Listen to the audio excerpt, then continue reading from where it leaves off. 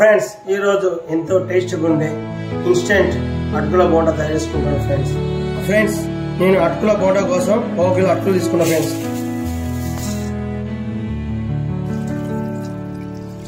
ఇలా నీళ్లు పోసి కడిగి పంపుకోవాలి ఫ్రెండ్స్.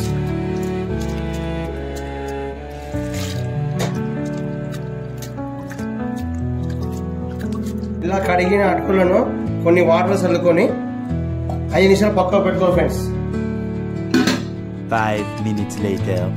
5 minutes తర్వాత అటుకులను మిక్సీ చేస్తున్నా ఫ్రెండ్స్.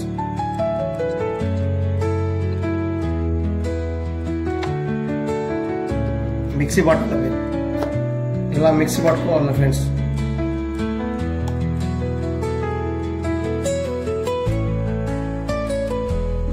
ఇలా మిక్సీ పట్టుకున్న తర్వాత 1 కిలో అటుకులకు 1 కిలో మైదా తీసుకుంటాం ఫ్రెండ్స్.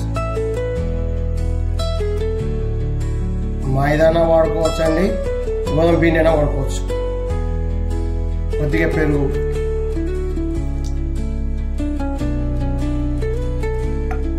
టేస్ట్ కోసం పల్లీలు,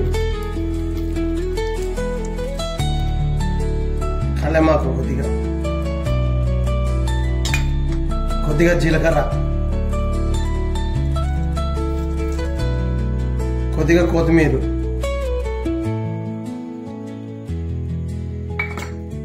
కొద్దిగా ఉల్లిపాయలు,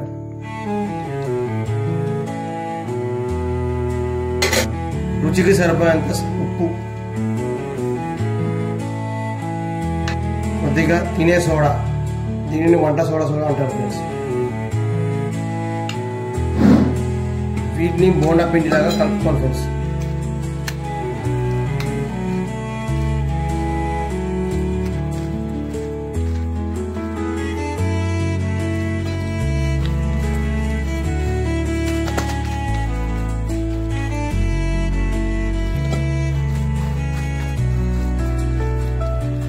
ఇలా బోండా పిండిలాగా కలుపుకొని డీప్ ఫ్రై చేసుకోవాలి ఫ్రెండ్స్.